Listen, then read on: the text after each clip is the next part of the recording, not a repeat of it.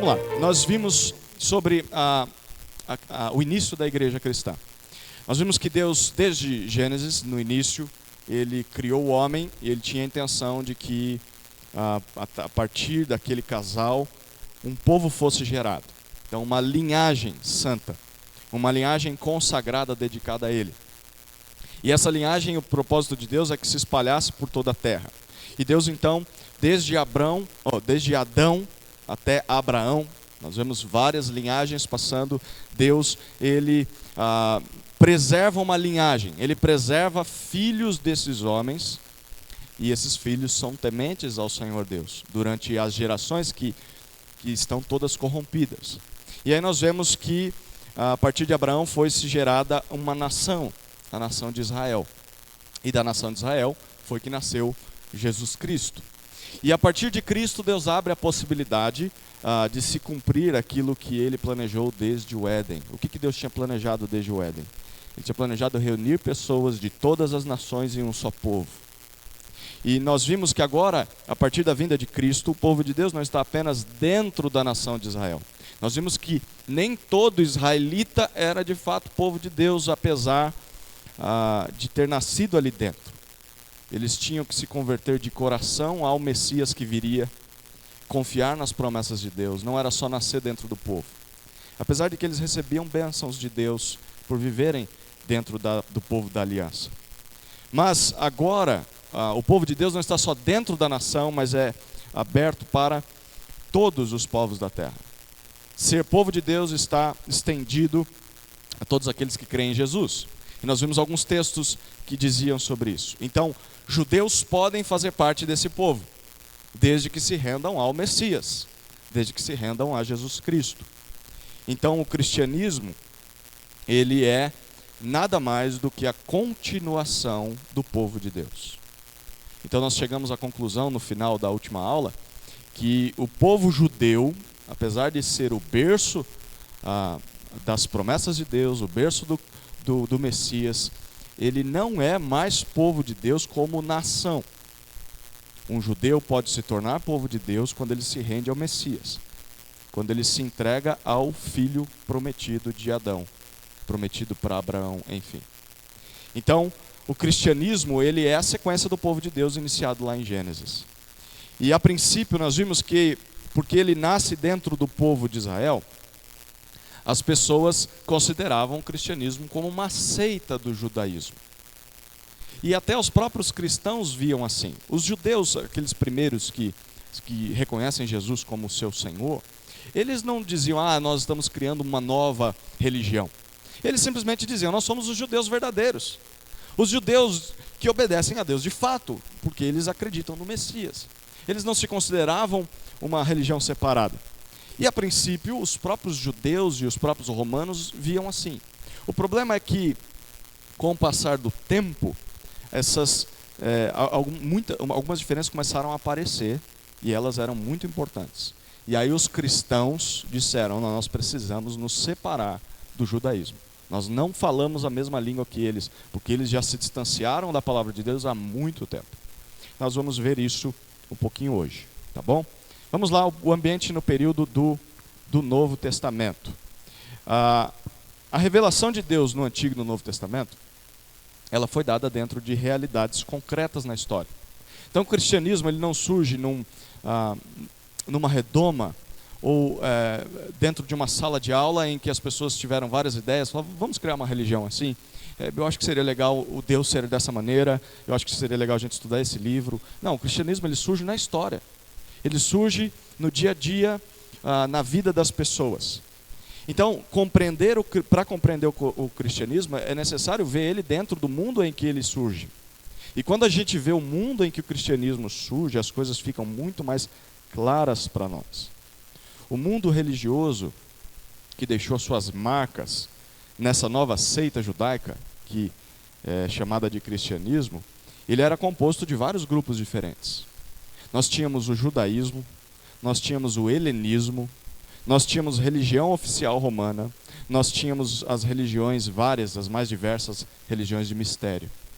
E cada um desses grupos influenciou ou afetou o cristianismo desde o início. Então, entender essas religiões nos ajuda a entender muitas coisas que acontecem no seio da igreja. E tirando tudo isso, a situação socioeconômica da época também foi muito importante para a expansão da igreja primitiva, a primeira igreja da história, né? Os batistas gostam de dizer que é a primeira igreja batista da história, mas eles consideravam apenas uma igreja, não tinha denominações naquela época. Primeira parte aí do ambiente do período do Novo Testamento é sobre o mundo pagão no século I. Vocês lembram que eu falei semana passada sobre helenização? Então, helenização nada mais é do que transformar uma pessoa em grego ou grega, né?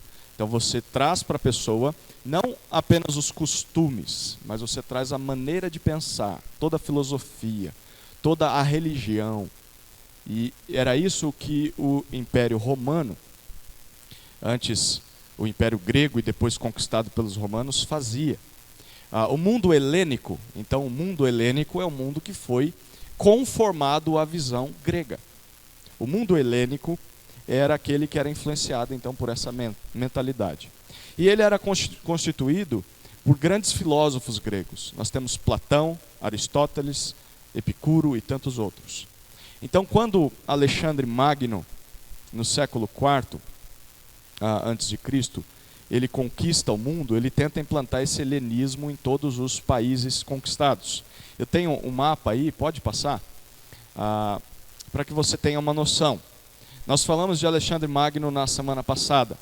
Esse é um mapa do território conquistado por Alexandre Magno. Eu vou tentar só citar uma outra coisinha aqui. Esse era um mundo conhecido na época. E quando ele conquista esses territórios, então ele leva a cultura grega para todos esses territórios. Você vai ver que há lugares totalmente diferentes uns dos outros. Por exemplo, na parte sul, nós temos o Egito. Se você reparar, bem desse lado aqui, tem um azinho. Aqui no meio você tem, um pouquinho para a sua esquerda, o Jerusalém, a capital de Israel. Um pouquinho para a sua esquerda, abaixo, você tem um A. Esse A é a indicação da cidade grega Alexandria, que era como se fosse a capital do mundo na época. Alexandre Magno ele construiu outros azinhos no mapa. Se você reparar, tem outras Alexandrias, mas a principal era essa estabelecida no Egito, ao sul. Na Palestina, lembra que quando os romanos dominam Jerusalém, eles mudam o nome de Jerusalém para Palestina. Eles chamam agora Jerusalém de Palestina. Na Palestina, o imperador Alexandre Magno fundou 10 cidades ao leste do mar da Galileia. E você lê sobre essas cidades nos evangelhos. A chamada Decápolis, que literalmente significa 10 cidades. Então, essas 10 cidades, elas são puramente helênicas. Elas têm cultura grega. Elas são pagãs. Porque Alexandre instituiu dessa maneira. E a civilização grega, ela trazia consigo não só a língua grega, que acabou se tornando universal. Aonde a helenização chegava, eles mudavam até a linguagem das pessoas. Mas também mudou a sua literatura, mudou a sua arte, a sua filosofia, a sua ciência, toda a sua maneira de pensar. Por isso é comum os historiadores afirmarem que os romanos conquistaram os gregos fisicamente, mas os gregos venceram os romanos cultural e filosoficamente. Os gregos se orgulham disso até hoje. Os romanos nos dominaram, mas nós conquistamos suas mentes. Os romanos se tornaram gregos. E foi isso que a cultura grega conseguiu fazer. Tem 2 mapas aí, pode passar. Eles nos mostram um pouco dessas informações que eu dei para vocês. Desse lado nós temos o povo de Israel, como era o mapa na época de Jesus.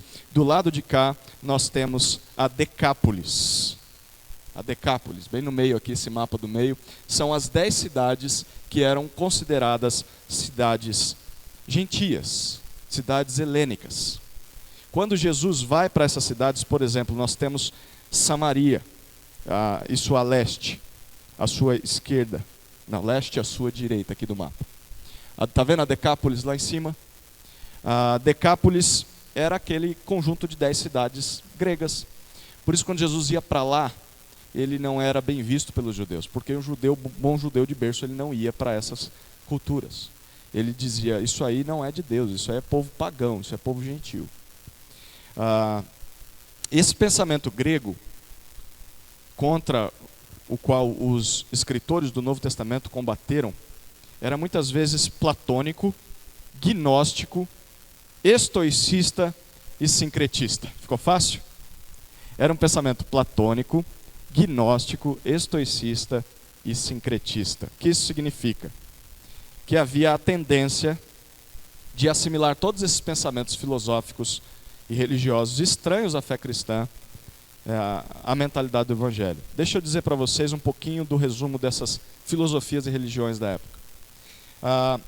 Alguns elementos que tentavam entrar no cristianismo influenciavam a cabeça das pessoas. Eu estava conversando com a Tamires hoje cedo, de que a nossa cultura brasileira ela é influenciada pelo catolicismo romano. E quando nós chegarmos a estudar sobre a Igreja Católica Romana, você vai perceber isso.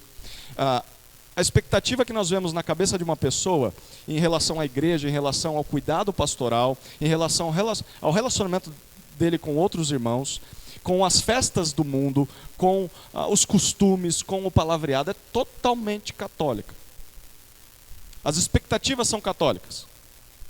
Então, porque nós crescemos nesse ambiente, e quando nós nos convertemos a Jesus Cristo, compreendemos a Escritura, e nós nos reunimos numa igreja que já não mais quer seguir a tradição católica, nós nos vemos ainda cativos à mentalidade católica. A ideia de que aqui é o santo dos santos. E de que o pastor ele está acima dos membros das ovelhas, porque ele é o sacerdote. A oração dele tem mais poder. No aniversário de criança, ninguém ora se não for o pastor. Por que o pastor tem que ser aquele que ora? Às vezes é por consideração e carinho, mas às vezes é porque a palavra dele, a oração dele chega mais rápido, né? Ele tem uma ligação mais próxima com o Altíssimo. Isso é mentalidade católica. E tantas outras coisas. As pessoas que frequentam a igreja 2 ou 3 vezes no ano e dizem, eu sou daquela igreja. Isso é cultura católica. Que vivem deliberadamente no pecado durante a semana e ao final de semana vêm para o culto ou a missa. E aí querem se libertar, se limpar dos seus pecados para voltar na semana e pecar novamente. Muitas vezes as pessoas mudam de lugar, mas a cabeça continua sendo católica. Era isso que acontecia com os cristãos. A mente deles era helênica. A mente deles era totalmente encharcada pela filosofia e religião grega. E quando as pessoas se convertem a Cristo, eles trazem isso para dentro da igreja. E a luta é o que é Bíblia e o que não é. O que não é Bíblia você tem que tirar. Por exemplo, nós vamos falar um pouco mais sobre isso quando falarmos sobre os hereges. Na semana que vem vamos tratar sobre isso, que surgem no início da igreja. Um dos ensinamentos era que a matéria em si é má. Então as coisas físicas, do mundo físico que a gente vê, que a gente toca, essas coisas são más. Só as coisas espirituais são boas. Só aquilo que é da mente, só aquilo que não se vê. Por isso então eles diziam, comamos e bebamos que amanhã morreremos. Porque esse corpo serve só para nos dar prazer. Então, com a minha mente eu posso alcançar o sobrenatural, eu posso alcançar a Deus, mas com o meu corpo eu não preciso ser tão rígido. Eu posso fazer o que eu quiser com o meu corpo. E isso começou a entrar dentro da igreja.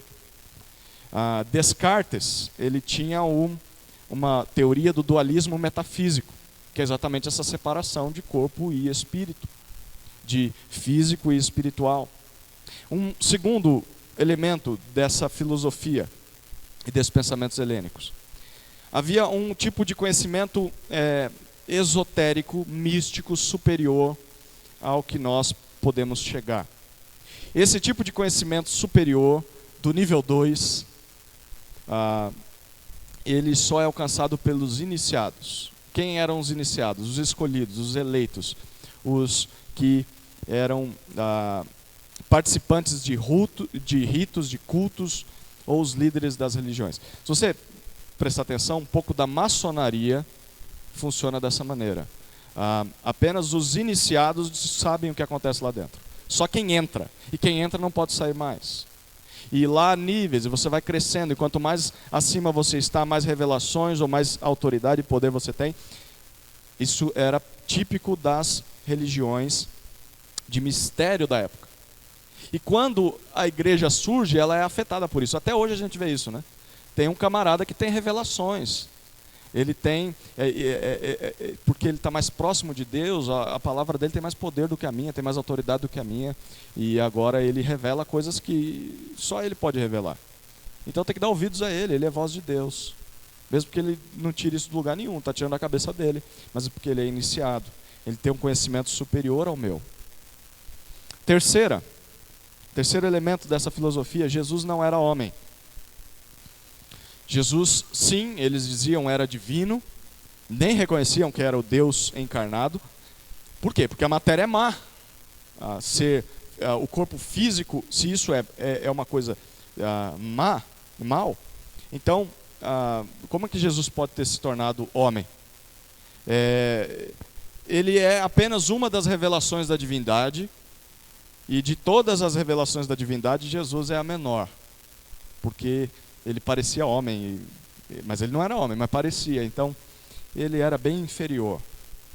E tinha, em quarto lugar, um elemento chamado antinomismo, que eram liberais que queriam fugir de leis e códigos de conduta, viver a vida loucamente, vivendo nos prazeres. É assim que era o ambiente aí do mundo pagão no século I. Com certeza ele influenciou bastante a igreja cristã. Mas tem um segundo mundo, o mundo judaico. O mundo em que Jesus viveu, em que o cristianismo nasce. É um mundo bem complexo. Pode passar no slide, por favor. Era um mundo bem complexo, cheio de tradições. Tradições que vinham desde os tempos da volta do cativeiro. Lembra que Israel foi levado cativo, Judá foi levado cativo para a Babilônia. Anos depois retorna, uma parte do povo retorna. E aí tem o Império Romano que começa a dominá-lo. E aí se levanta lá os macabeus. Lembra que nós falamos das revoltas dos macabeus? Eles eram rebeldes, radicais dentro da ala dos judeus. Eles queriam tomar o controle de volta de Jerusalém, não ser mais dominados pelos romanos. E esse mundo em que Jesus nasce, cresce e ministra é um mundo muito influenciado pelo pensamento dessas pessoas. E desde aquela época os judeus eles se dividiam em vários partidos políticos e político-religiosos. São eles, eu vou citar os 5 principais partidos em que os judeus se dividiam. Então, se você era um judeu, você ia se enquadrar num desses grupos. Eram os principais aí. Primeiro, nós temos o grupo dos saduceus. Eu vou pedir para a Mai passando. Conforme eu for citar você pode passar que tem um desenho aí de cada um deles. Saduceus. Saduceus eram sacerdotes, da linhagem dos sacerdotes, que se baseavam apenas na lei de Moisés. Eles só ficavam com o Pentateuco. Eles diziam que depois de Deuteronômio, a Bíblia ela havia sido corrompida e aquilo não era a revelação de Deus. Eles ficavam só com os 5 primeiros livros da lei. E eles colaboravam muito com os poderes estrangeiros para manter o controle do poder. Então, eles eram aliados do Império Romano. Segundo grupo, nós temos os fariseus. Os fariseus eram homens peritos nas escrituras e esses homens dirigiam o ensino religioso no país. Eles aceitavam todo o Antigo Testamento como palavra de Deus, não só o Pentateuco. E eles eram descendentes do movimento macabeu. Então, porque eles eram descendentes dos macabeus, eles tendiam muito para o xenofobismo. Sabe o que é xenofobia? Xenofobia é o ódio contra aquele que é diferente, aquele que é de outro povo, aquele que não é igual a mim. Então, os fariseus eles tendiam muito à xenofobia. Eles odiavam os outros povos.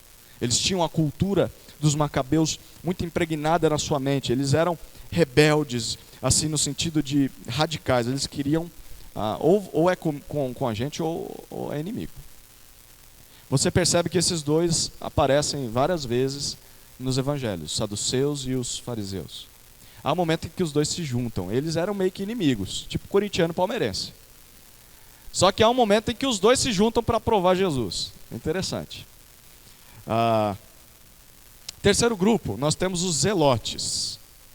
Quem eram os zelotes? Zelotes surgiram de uma das alas dos fariseus.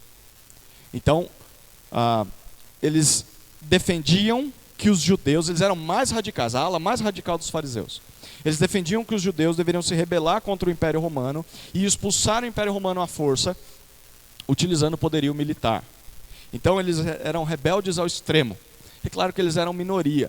Então eles não conseguiam dar cabo desse planejamento.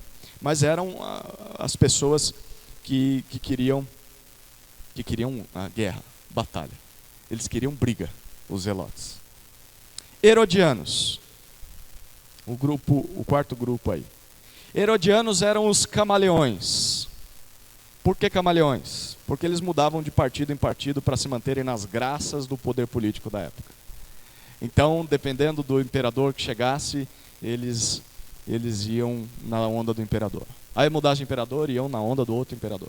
Eles queriam ter o favor do imperador. Por isso, chamados de herodianos, né? Aqueles que seguiam Herodes, né? Que seguiam ali o governador da época, que iam na maré. Judeus, tá? Tinham nascido da linhagem judaica, mas que eram do partido do império. Em quinto lugar, eu sei que semana passada o Gideão citou isso, né, Gideão? Os essênios. Eu dei um pouquinho mais de atenção aqui por causa da nossa conversa nessa semana. Os essênios formavam uma comunidade que não queria saber dessas coisas. Os essênios, eles acreditavam, não, Israel se deturpou, ele saiu dos trilhos. Tanto os saduceus, quanto os fariseus, quanto os zelotes e os herodianos, eles estão errados. Então os essênios formavam uma comunidade que se retirava da vida judaica e se isolava do mundo romano na época. Então eles saíam do centro da cidade para tentar viver de acordo apenas com a Torá. Então eles queriam voltar àquela época do rei Davi, em que o povo era dirigido por Deus, pelas leis de Deus, e eles queriam voltar àquela época. E eles entendiam, a gente precisa sair do meio romano, não dá para fazer isso aqui. E aí eles surgem por volta do 2º século antes de Cristo, como uma forma de reação àquela influência helênica no povo judeu. Então, os gregos estão dominando, o pensamento grego dominando os judeus, nós não queremos isso. Então, eles tentaram se afastar do governo local e dos religiosos da sua época, se isolam da civilização. Eles eram pessoas que viviam nos desertos, ou locais desertos, viviam afastados da sociedade. E as atividades dos essênios se resumiam a estudar a Torá, que é o Pentateuco, a lei, jejuar, orar e realizar rituais de purificação. A comunidade se aproximava muito de uma espécie de... entenda o que eu quero dizer, eu sei que essa palavra é muito difícil de ser ouvida hoje, né? A comunidade dos essênios se parecia muito com uma espécie de comunismo primitivo. E eu vou explicar o que era isso. O comunismo primitivo dos essênios era uma mentalidade de que todos os bens eram de propriedade coletiva. Ninguém era dono pessoalmente de algo. Aquilo que era de minha responsabilidade também era de seu direito. Você poderia utilizar isso. E todos compartilhavam dos bens de todos. Eles obedeciam à Torá, mas também obedeciam uma estrita regra de disciplina. Essa regra, além da Torá, eram regras que eles tinham estabelecido na tradição deles durante os séculos, em que eles codificaram em manuscritos. Lembra que naquela época não tinha impressora, né? Então o que eles faziam? Pegavam pergaminhos que eram caríssimos e eles escreviam ali as regras de disciplina deles, regulava todos os detalhes da vida diária. Era uma vida assim bem regradinha, tinha horário para tudo, purificações contínuas durante o dia. E a raiz da palavra essênios, ela significa aqueles que curam. Eles tinham essa visão: nós vamos curar o judaísmo, nós vamos curar os judeus da mancha que os gregos e até os próprios judeus trouxeram para eles mesmos. E por haver semelhanças entre esse grupo dos essênios e a prática dos primeiros cristãos, se você lê Atos 2, você vê expressões como eles tinham tudo em comum. Atos capítulo 4, você lê que eles vendiam propriedades e dividiam o lucro com os outros que tinham necessidade. Há muitas marcas dos essênios naquele primeiro grupo de cristãos relatado no livro de Atos. Então, por haver essas semelhanças, há quem diga que João Batista tinha sido um essênio. Lembra que João Batista ele vive e cresce no deserto, comendo gafanhoto, bebendo mel silvestre, né, vivendo com roupas de peles de animais. Então, acredita-se que João Batista tenha sido um essênio, até por causa da mensagem tão radical dele, né, que ele falava e confrontava fariseus, saduceus, seja quem for. Há quem diga também que o próprio Jesus não tenha sido um essênio, mas tenha tido contato com esse grupo. Lembra que Jesus é primo de João Batista e que dizem que provavelmente tenha tido contato com esse grupo. Uma dessas comunidades mais famosas dos essênios é a maior do mundo já encontrada, foi a comunidade de Qumran. Os registros de Qumran foram encontrados na Cisjordânia, a 22 quilômetros de Jerusalém. E olha onde esses homens moravam, esses homens e mulheres. A comunidade de Qumran. Haviam outras comunidades de essênios, eles construíam muros e viviam ali nos desertos, mas Qumran era especial porque eles se localizavam e moravam no alto de montanhas, em rochas. Eles abriam buracos nas rochas, nas pedras, e viviam ali em cima. E historiadores encontraram várias e várias moradias, assim, nos altos. Em Qumran, vários manuscritos foram encontrados. Lembra que os essênios escreviam tudo aquilo que eles seguiam, as regras e tal? E esses manuscritos foram encontrados, foram traduzidos para se tentar descobrir se Jesus teve alguma ligação com esse grupo, em especial de Qumran, porque vivia próximo ali de Jerusalém. Em 2002, todos os manuscritos encontrados em Qumran foram traduzidos. E depois de tanta análise e estudo, não se achou sequer uma referência a João Batista e nenhuma referência a Jesus nos escritos dos essênios que viviam em Qumran. Portanto, o contato de Cristo com os essênios ainda é uma teoria. Ainda é uma teoria. Não há provas que você possa comprovar de que Jesus teve contato com os essênios. Mas, de todos esses grupos que nós falamos, os que mais deixam marcas no cristianismo são os essênios e são os fariseus. E eu já vou explicar por que os fariseus. Os essênios você consegue perceber já muita coisa, né?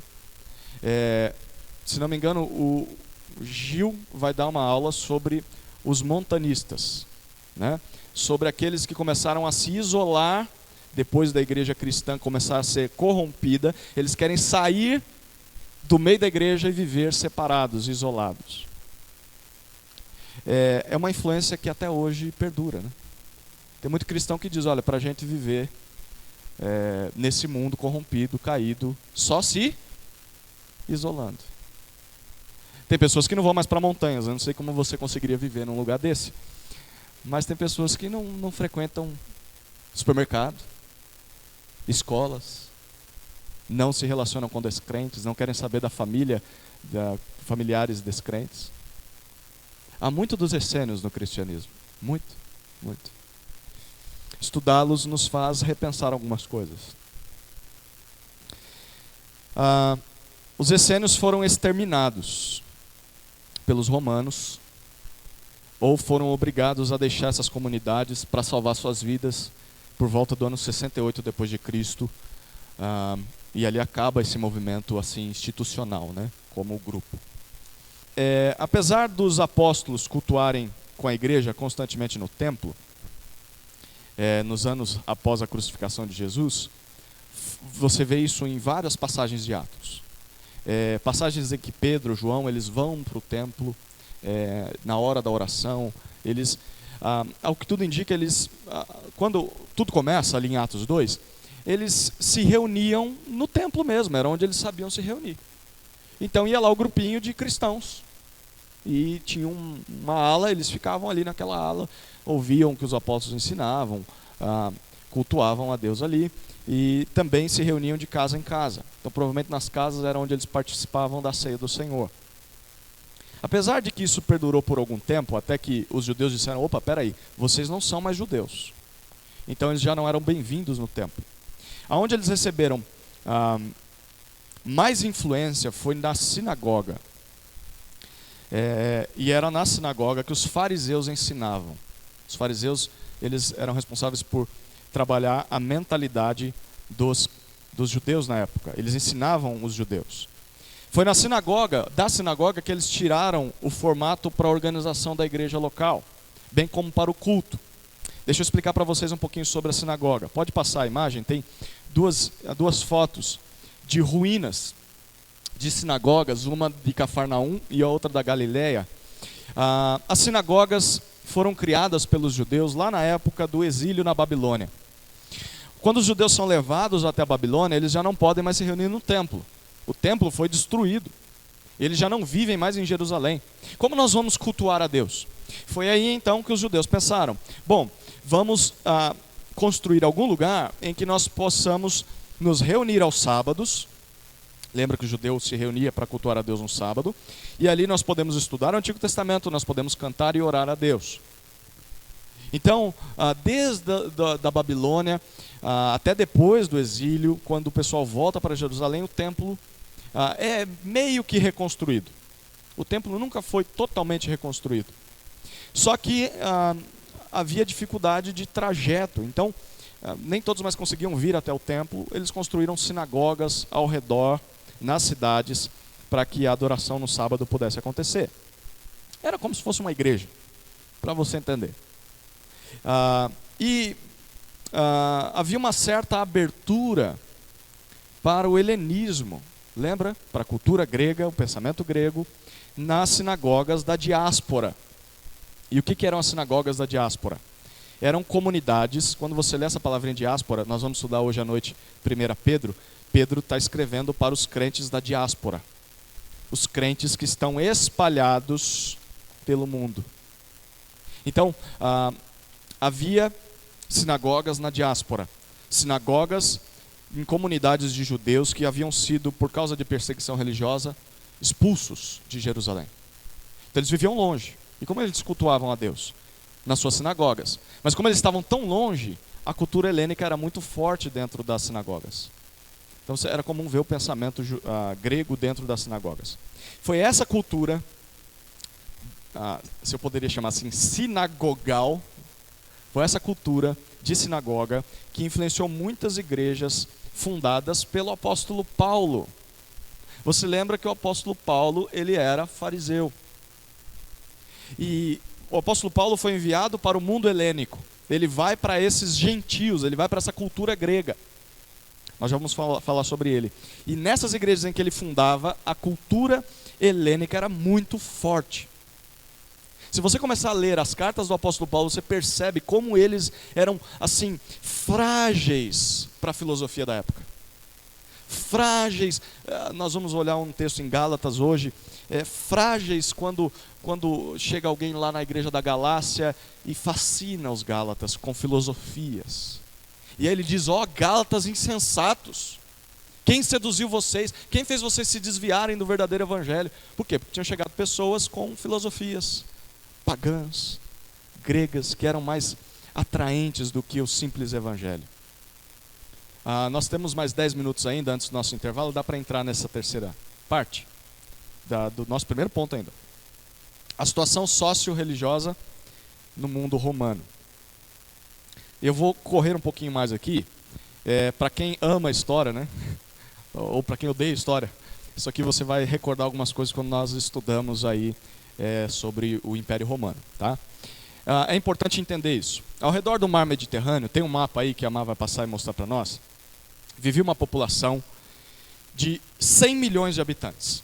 O mar Mediterrâneo é esse centro aí, e se você reparar, Jerusalém está bem aqui ao seu lado direito, ele não está indicado aqui, mas esse era o mundo na época, era o centro do mundo naquela época. Mais de 100 milhões de habitantes. Nos tempos de Jesus, todos viviam sobre a Pax Romana. Já ouviu falar sobre a Pax Romana? Ou a paz romana, quem já ouviu falar? Quem fugiu da escola aí não ouviu, né? Isso a gente tem que estudar na escola, né? Eu, na época, não prestei atenção, mas tive que estudar de novo agora. O que foi a Pax Romana? Pode passar, Mar? Foi um longo período de relativa paz. Foi promovido pelo Império Romano, que se inicia em 28 a.C., sob o império desse camarada aí, Otávio Augusto. Ele foi um imperador que decreta a Pax Romana. Foi uma declaração do fim das guerras civis. Então, 28 anos antes de Cristo, lembra que os romanos eram famosos pelas suas batalhas? Nesse ano, esse imperador chega ao poder e diz: espera aí, nós estamos fazendo tudo errado. Vamos parar com as guerras. E essa Pax Romana, ela começa com o império de Otávio Augusto e ela vai até Marco Aurélio em 180 depois de Cristo. Dura muito tempo. Pouco mais aí de 200 anos, né? E o ideal de Augusto era o seguinte: o que ele dizia? Tem uma citação dele, pode passar? A restauração, esse era o ideal de Augusto. A restauração da república salva e sã sobre suas fundações. Ele queria restaurar a República Romana, deixar ela salva e sã sobre aquilo que os primeiros romanos instituíram, sobre as fundações, os primórdios. Ele queria voltar às tradições iniciais dos romanos. Então foi uma tentativa de solucionar os problemas da época, tentando voltar para o pensamento dos antigos heróis. E a ideia de Augusto era a seguinte: ele queria unir o conceito de poder com serviço. Então, o que ele quer dizer é: você pode ter o poder de ser romano. E se você for romano, todo mundo vai ganhar. Então, se você for romano, você vai ser servido, vale a pena. Você vai ter que ser servo de Roma, mas ao mesmo tempo você também ganha privilégios. Então essa era uma desculpa para expandir Roma sobre todos os países desse mar que nós vimos, o mar Mediterrâneo. Então era uma maneira de conquistar as outras nações sem guerras, de forma pacífica. Então chegava um mensageiro de Roma e dizia assim: Roma está querendo conquistar a sua terra. Só que nós temos uma oferta para te dar. Nós oferecemos que vocês sejam cidadãos romanos. Só que para isso vocês têm que se submeter a toda a mentalidade romana. Vocês agora vão ser, vocês vão prestar contas a César, ao imperador. A nação que recebia esse convite, ela não tinha opção. Ou ela se submetia, ou os romanos vinham e conquistavam. Então, mas eles ofereciam, eles davam boas ofertas e ninguém rejeitava. Por quê? Dessa maneira, os Césares, que eram os imperadores, seriam aqueles que, a partir de Otávio Augusto, iam promover o bem comum. Então, todos os Césares que vieram depois de Otávio Augusto, eles eram compelidos. Eles não tinham tanta liberdade quanto os imperadores anteriores. Eles podiam fazer o que eles queriam em muitas áreas. Mas depois de Otávio Augusto, eles eram compelidos a manter aquela política de paz e resistir à tentação de adquirir novos territórios. Os romanos, eles tinham no sangue, na veia, o desejo de conquistar coisas. Quando o imperador chegava ao poder, ele era compelido. Era dito para ele: você não pode promover guerra. Sossega o facho. Você não pode sair por aí matando pessoas. É a Pax Romana, você tem que manter essa paz. Então, o primeiro passo foi manter os territórios romanos e agora estender os direitos civis e individuais. Ser cidadão romano naquela época era sinônimo de segurança, era sinônimo de status. Pagava-se um alto valor para se tornar romano, se você não tivesse nascido romano. E com essa paz surgiram as estradas. As estradas que ligavam cidades importantes e o comércio, então, internacional cresceu. Naquela época não tinha estradas. Por quê? Porque era tudo violento. Não tinha segurança. Só pessoas muito poderosas que tinham grandes caravanas conseguiam viajar de cidade para cidade. E agora tem estradas pavimentadas em muitos lugares. Estradas seguras. E agora é possível viajar. Logo, então, estava aberto o caminho para a disseminação das ideias e a religião romana. Então, aonde chegavam as estradas romanas, chegava também o pensamento romano, o pensamento grego. Socialmente, a Pax Romana transformou alguns simples agricultores romanos em magnatas. Camarada, do nada, ele só tinha algumas terras, mas do nada chegavam os romanos e diziam para ele: agora você pode se tornar romano. Então ele se transformava em proprietário de grande fortuna. E isso começou a produzir uma separação de classes. Os magnatas milionários, que eram valorizados, colocados pelos romanos como proprietários responsáveis por regiões, e agora aquelas centenas de milhares de proprietários de propriedades menores, de proletariados, de súditos, escravos, pessoas agora que vão servir a esses magnatas.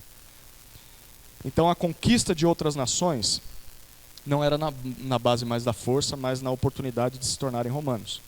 Isso fez com que todos se tornassem servos do império. Não era só o escravo que era servo do império, mas até esse senhor de escravos, ele também era servo do império. Ele não era tão oprimido pelo império, ele tinha poder nas suas mãos, mas ele prestava contas ao César.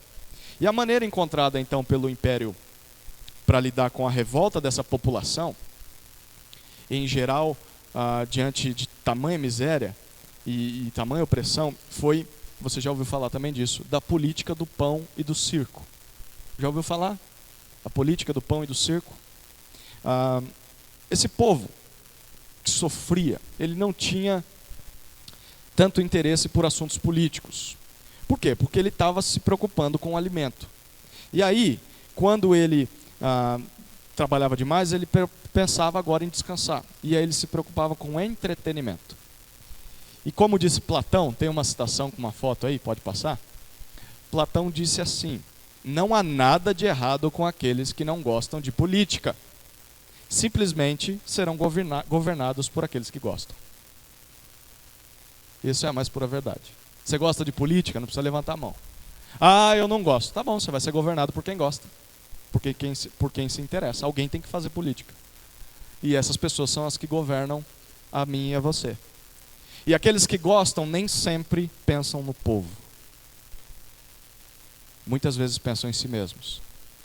E foi exatamente isso que aconteceu com o Império Romano. O Império Romano cresceu tanto em riquezas acumuladas em poucas mãos que, para evitar revoltas sociais, foram construídas enormes arenas onde se realizavam espetáculos sangrentos, violentos, envolvendo gladiadores. Daí que vem o filme Gladiador, né? Envolvendo animais ferozes, corridas. Você via nessas arenas acrobacias, bandas, palhaços, artistas de teatro e tantas outras coisas.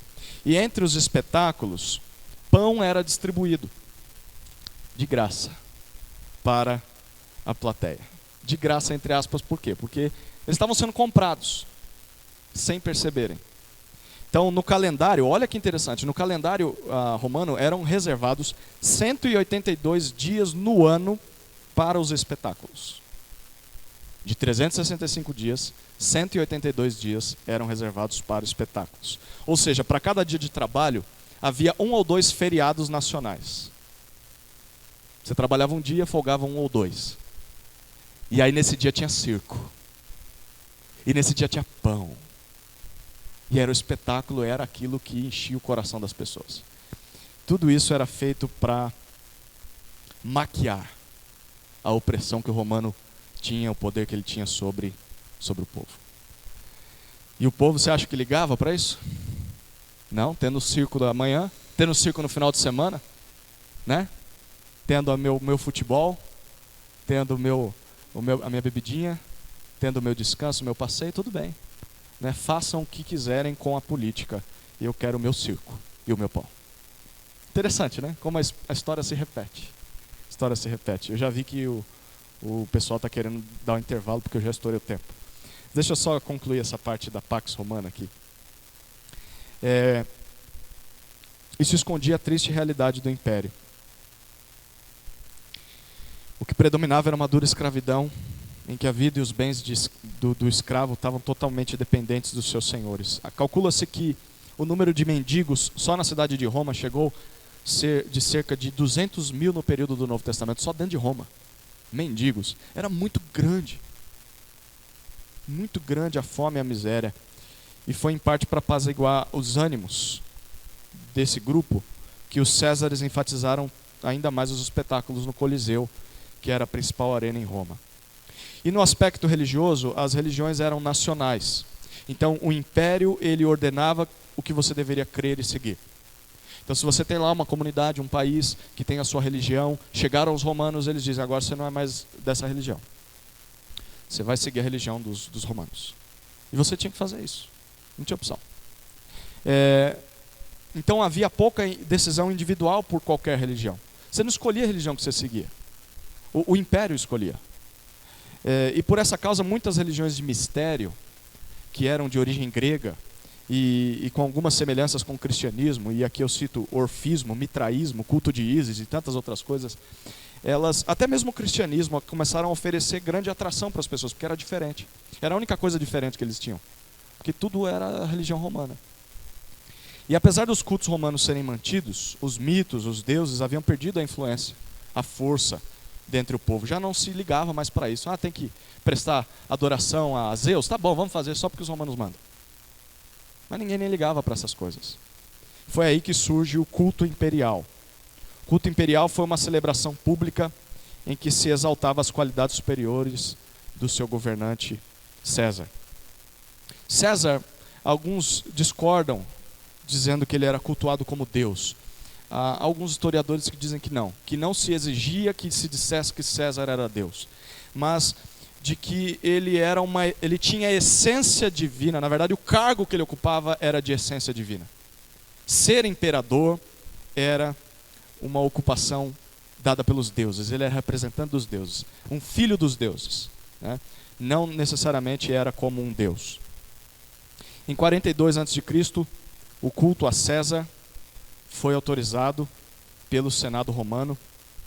Depois que Júlio César vence uma guerra civil, aí o Senado diz, então vamos dar para você esse presente. Então as religiões que o império permitia serem seguidas tinham apenas uma norma. Eles diziam, você pode ter a sua religião, você não é obrigado a perdê-la, mas você tem que incluir a ela a religião romana. E eles permitiam, a sua religião só pode ser mantida se ela servir para a manutenção da paz dos deuses.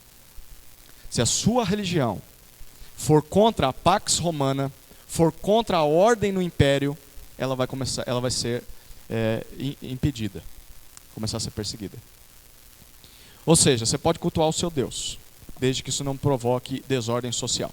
Não pode atrapalhar o negócio do pão e do circo. Não pode mostrar para as pessoas quem elas são, de fato, que são escravas. Não pode se opor a César. É necessário receber César como alguém enviado por Deus. Abra sua Bíblia em Gálatas, capítulo 4, versículos 4 e 5. Diante de tudo isso que nós vimos, coisas terríveis no mundo pagão, o mundo judaico tão influenciado pela cultura helênica e tendo grupos que se envolviam politicamente, mas eram corrompidos, grupos que se isolavam, vendo a situação do Império Romano, que por causa da Pax Romana também afeta a área religiosa, então as pessoas não podem mais ter a religião que elas querem, é a religião delas mais a religião do Império, e se for contra o que o Império prega, você não pode ter essa religião. Nós vemos o mundo sendo preparado. Olha que interessante o que Gálatas 4, de 4 a 5 diz. Vindo, porém, a plenitude dos tempos, Deus enviou o seu Filho, nascido de mulher, nascido debaixo da lei, para resgatar o que estavam debaixo da lei, a fim de que recebêssemos a adoção de filhos. Jesus nasce em todo esse contexto que nós citamos aqui. E por que Jesus nasceu bem nessa época, bem nessa cultura e bem nesse estágio da história? Por quê? Porque era a plenitude dos tempos. Era o tempo certo. O tempo que Deus planejou para que isso acontecesse. E nós vamos ver que apesar das coisas ruins que surgem por causa desses itens que nós citamos, do ambiente em que Jesus nasce, há coisas boas. As estradas permitem que o evangelho se espalhe. Jesus nascendo dentro de um povo que tinha sinagogas, ele pregava nas sinagogas. E depois o evangelho pôde ser pregado nas sinagogas. As pessoas que vinham do judaísmo já tinham o costume de estudar a lei, de questionar, de aprender da palavra. Então há coisas ruins, mas essas coisas ruins também vêm junto com coisas boas. E até hoje em dia é assim. A internet, por exemplo, tem muita coisa ruim na internet, mas ela pode ser muito bem utilizada. Na época da Reforma Protestante, a imprensa, anos antes da Reforma acontecer, Gutenberg, a criação da imprensa. Agora,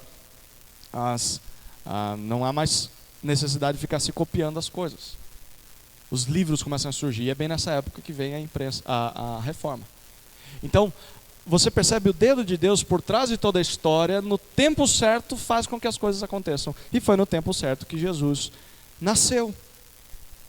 Havia uma decadência moral, social, religiosa no Império Romano. E apesar disso havia paz.